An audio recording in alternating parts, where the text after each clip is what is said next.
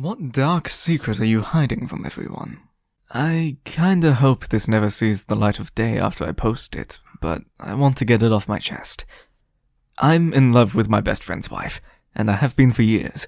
She's funny, smart, creative, and so vibrant, and sometimes there's a bit of envy and bitterness involved, as it just seems a bit wasted on him sometimes. He's a great guy and all, yeah, but he definitely doesn't seem to care much about her hobbies or passions and doesn't share her sense of humor, which is such a loss on his part. Anyway, I know he loves her, but it just seems that he takes her granted for a lot. When I spend time with him, I'm always a bit afraid it's gonna tell somehow. I always feel compelled to downplay and sometimes avoid interacting with her too much. We click pretty well though, so it's not always easy. I doubt she'd be interested romantically, even if we were both unattached, and I'd never cross that line regardless.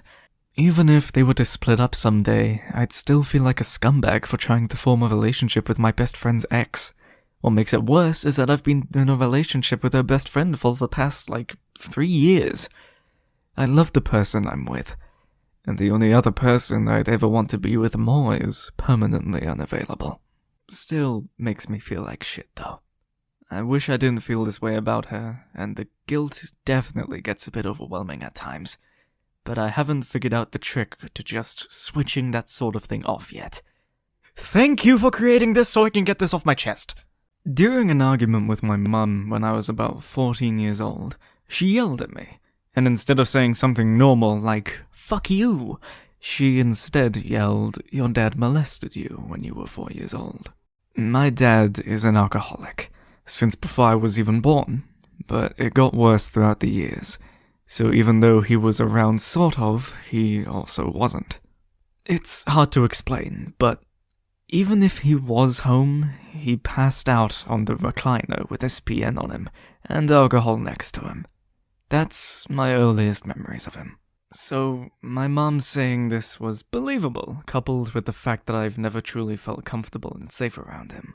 But I didn't think that could be why. I will admit, though, that throughout my adolescence, I would hate going swimming if he was going to be there or wearing shorts around him because it just felt like he was looking.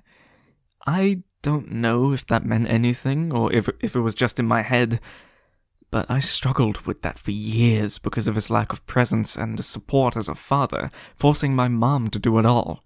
I resented him, so I figured that I could explain my paranoia around him, the lack of trust. But when my mom told me that he abused me, and I didn't know about it because they kept it from me, I actually tried to kill myself that night with a shit ton of aspirin, because I genuinely wanted to die. 1, I was disgusted that I was allowed to visit my father and be around him for all those years if that was actually true. And 2, I didn't see the point in living anymore if my mother could be so cruel to me and hurt me so deeply like that. Literally, all I just wanted was her love, but it just seemed like she hated me. She wasn't always that bad, though. Pretty sure her change in behavior toward me happened around 12 to 13, but it really took a turn for the worst at 14. Those teen years were the worst years of my life. She tortured me with cruel words often. Anyway, I went into my room after her comment, said nothing, and I left my door open when I swallowed 100+ pills of aspirin, because I secretly wanted her to know what I've done. She did walk by and saw it eventually, freaked out and tried to make me vomit, but I couldn't.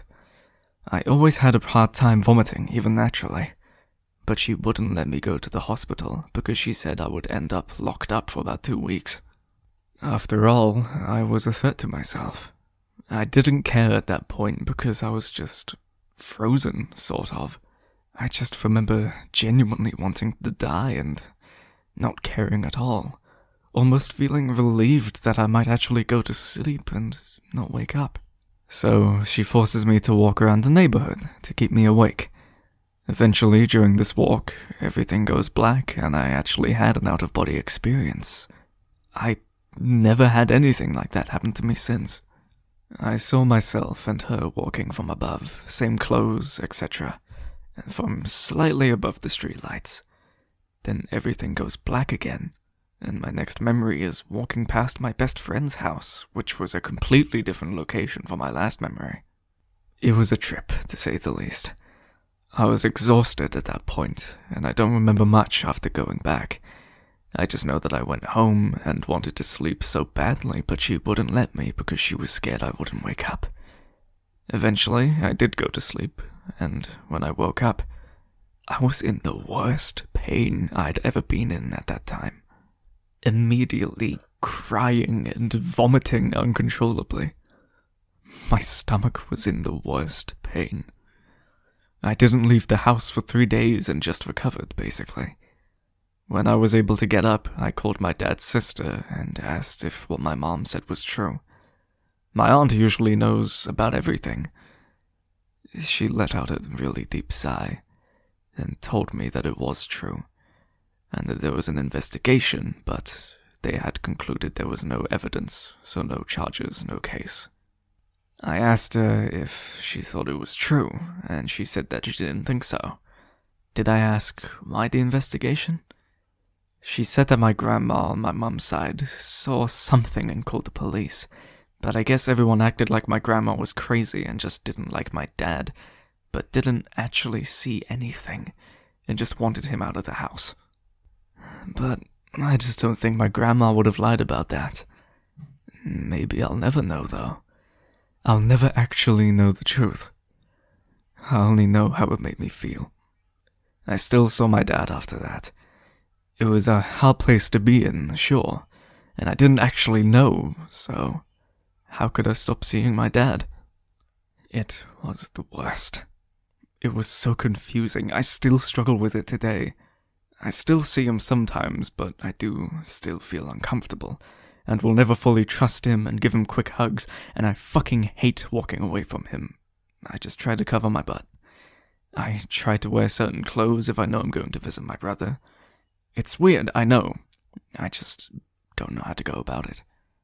But I have definitely not kept a strong relationship with him, and I keep it short, just in case it's true.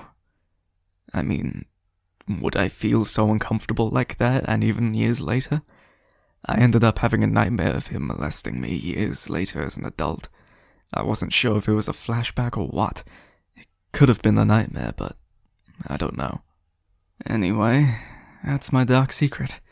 I find it particularly dark because I'm still in contact with all these people. I used to try to never talk to my family again, but I just couldn't. I wish I was stronger and colder. Also, I had some strange stomach issues on and off for years after all that aspirin, but nothing major, it seems. I'm glad I just wasn't successful. I was severely emotionally and physically bullied as a kid, and my parents never allowed me to express myself or stand up for myself out of fear that I might negatively impact their social lives.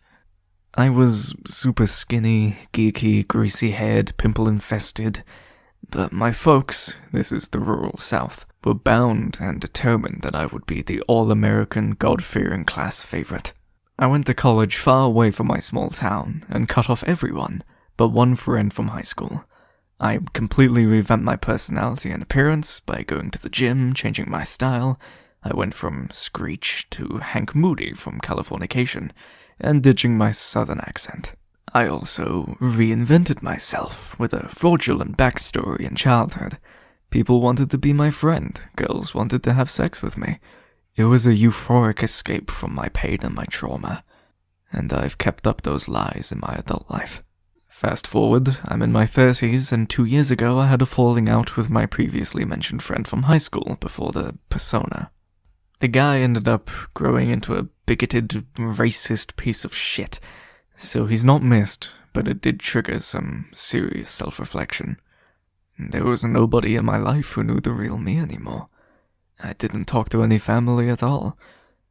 I realized I had been completely unable to have an emotional relationship with a woman, and had only meaningless flings and hookups because I had been terrified of someone rejecting me like I was throughout my formative years. I was, for a long time, very happy with my professional life and physical appearance and social life. Despite that, I began to become severely depressed and began feeling the weight of the lies. This led me to break down and almost initiate a suicide attempt. I have since sought therapy. Therapy has been the best decision I've ever made, and I've since forgiven myself and repaired my relationship with my parents. I called the person who I considered to be my best friend, a friend from college who never knew the real me, and broke down and told him everything. I even cried, which I haven't allowed myself to do in years. He said he was proud of me, and is honored to call me his best friend. I don't deserve his friendship, but feel very fortunate and grateful. I've started small. If I meet a stranger, I'm open and honest about myself if the conversation goes in that direction. Where I'm from, relationship status, all of that. I plan on eventually coming clean to all of my friends individually at some point. I also plan on entering the dating pool and dating with honest intent and accepting I will inevitably be rejected. I know it will be painful, and I'm terrified, but it will be worth it. I have to do this. I was happy when my father died. Long story short, my mother and my father got divorced when I was like 3 years old. So for almost my whole life I've been living with my father and grandmother. When I was 14, the grandmother died, and a couple weeks later my father got to the hospital with some heart problems. He spent almost 2 months and got fired during this period of time. After he got discharged, he started drinking every single day.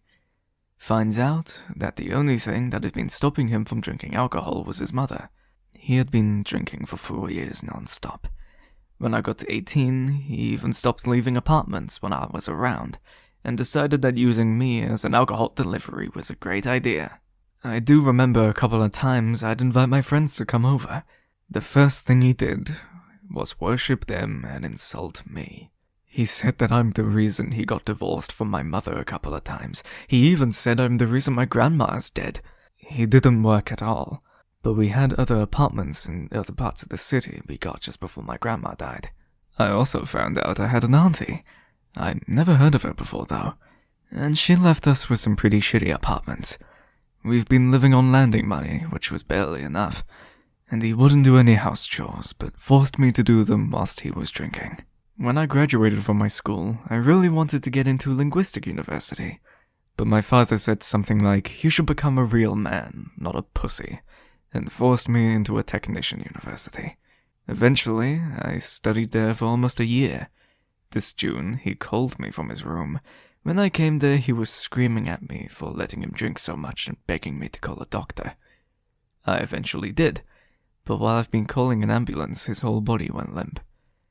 An ambulance came 20 minutes later just to prove he was dead. I found out that he sold some of Auntie's old apartments, so I have some money to live with. The worst part is the fact that the entire family still thinks he was a great guy. I wanted to tell my family about everything so badly, but decided it would make me look bad.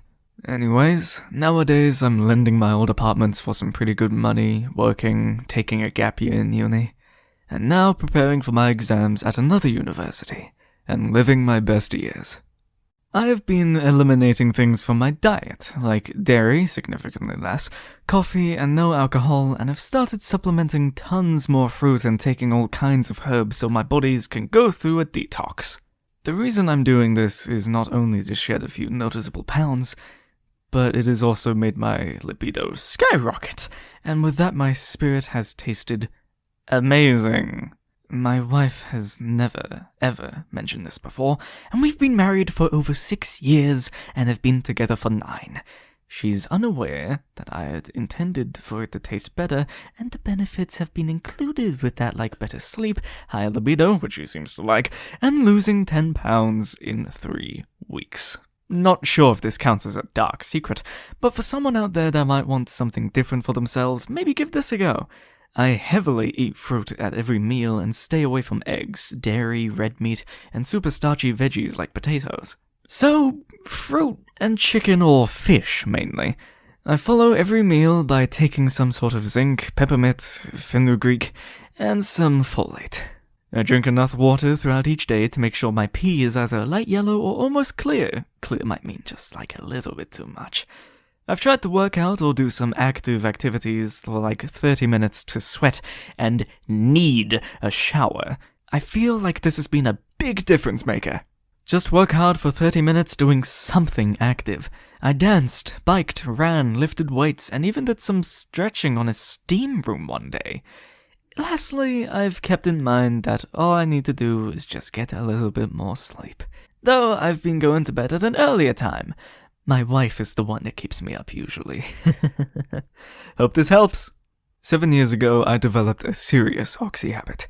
My usage spiked when the pandemic hit, and it quickly became a $1,000 a day addiction. No one in my life had the idea. I make a great living, and I've been able to absorb the financial impact. On 2 occasions, I came to, as my wife shook me by the shoulders to try and snap me out of some sort of weird trance I was in. Both times it had happened in front of my kids. I don't know if I'd consider the events ODs, as I was conscious and on my feet, and acting bizarre according to my wife. It freaked her out, but I talked my way out of both instances. A little over 2 years ago, I decided I was tired of chasing it, and I was going to quit. I was only doing it once. To this day, my family thinks I had the worst flu/food poisoning on the planet. Kicked cold turkey. I've been sober since September-October-ish of 20. I was a moody prick for a year. The insidious reality of opioid abuse is that it fucks with one's abilities to compartmentalize, and you just start lying to yourself about the level at which you're now physically and emotionally dependent. Well, at least I did. The line you cross to get to that point is blurry and a mile wide. I don't know when it happened, but there were a few moments when my subconscious fired one clean through and I realized, yeah, this in particular is a bad idea. Insert applicable cliche of, I know I did the right thing category here, but I'll be goddamned if my wife and boys ever know who I really was during that period. I know the odds, and I'm lucky to be alive, but I still think using it every few hours. I miss it. A lot. I tried to kill a man. Only 2 people know the secret, my boyfriend and my sister. I know it sounds stupid, but I was 13 years old. My stepfather had been raping me and my sister on and off for about 6 years at that point, up until I hit puberty. He was also very physically abusive. The weird thing was, he never touched a drop of alcohol. He was a pastor. Then he stopped being interested when I developed. We even tried to tell our mother and got punished for lying about such a godly man. To this day, she doesn't believe us. Anyhow, I was so sick of being scared he would change his mind about not touching me anymore, and fed up with the bruises that I and my sister came up with a plan. Out of 7 siblings, we were the only girls, and so all the chores fell on us. Cooking, cleaning, you get the idea. Once we tried cooking and pouring chemicals into his food, that being cleaning detergent. Although he got violently sick, he didn't die. After that didn't work, she had an even better idea. She loosened the bolts on his truck to his tires. She said that she had seen it on an episode of CSI or something, I don't know, and wore gloves so she didn't leave behind any fingerprints on the bolts of the wrench. He had to leave for work for about a few hours, so we waited. Once he started driving, he noticed something was off and stopped to take a look at his car before he could have done anything. We've told no one. The good news is he's out of our lives, although he was never prosecuted. I carried the disappointment of being the only living child after the death of what would be my oldest sister. Raised in a very religious single-parent home with generational curses and generations of SA, all eyes were on me to do something right. Everything right. Basically isolated as a child because my mother was so scared something would happen to me. I was there to be Mom's friend when she needed someone to be around, and that was it. Spending most of my life depressed. I felt I was the one kid in the family that's someone to be proud of, drug addict cousins and cousins that were just worthless. But I'm criticized every day for raising my kids better than the family who raised me, and actually having a husband who loves and cares for me and our children. I'm even criticized for not forgiving my mother's friend who molested my child because no one believes me and thinks I was making it up. Even though my mother lies and twists every situation that makes her look bad, but I still feel that guilt to keep in contact with my family, because they are all that I've known. I don't know the exact age, but when I was very young, I have memories of my dad, who was drunk, getting in bed with me. I knew about sex at a way too early age, and I remember masturbating in preschool during nap time. I don't remember all the bits and pieces because it was so traumatic that my mind blocked it, thank God. Oddly enough, some of the memories were unlocked when I watched the movie Precious. It is so odd how the mind works. My mom ran away to her sister's for a year because my dad also beat her mercilessly, and I was molested by a female cousin, who years later, in my 40s, I confronted and demanded some type of, I don't know, an apology? I honestly don't know what I wanted or expected, but I knew there had to be some sort of reckoning. I told her what she did sent my young life into a spiral of sexual confusion and mistrust. She responded that she did what had been done to her. I'm still here. I survived. Maybe this isn't a very dark secret, but it's a secret I hardly tell at anyone. About 3 months after my long-term boyfriend of 7 years broke up with me, I landed a new job. The only sole reason I got a new job was actually to win back my ex, and it partially worked. However, a couple of months later, I gave up because I realized it was better for me to move on than get stuck on a guy who was okay with throwing 7 years' worth of effort. 3 years later, I'm still working in the same place. 3 years later into the job, I had a sudden crush on a colleague whom I met on the very first day at work, and he eventually became my boyfriend. He is an amazing boyfriend and treats me very well. Everyone at work thinks we're a match made in heaven, but my family, my boyfriend, my colleagues, and the mutual friends we've made over the years never knew the reason why I applied for this job was to win back an ex.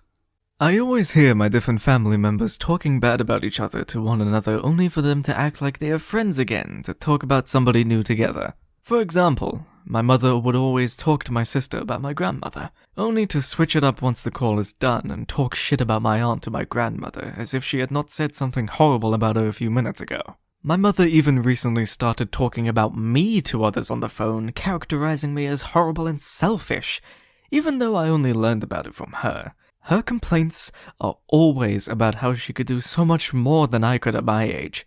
Maybe I am selfish, but calling me it all the time hurts, especially when it's told to all of my other family members and never to my face. I found out that my husband has saved photos with his crush before we met, photos with an ex-girlfriend he's still friends with on Instagram but has never told me, and photos with a trip with his ex-wife who I know he cannot stand.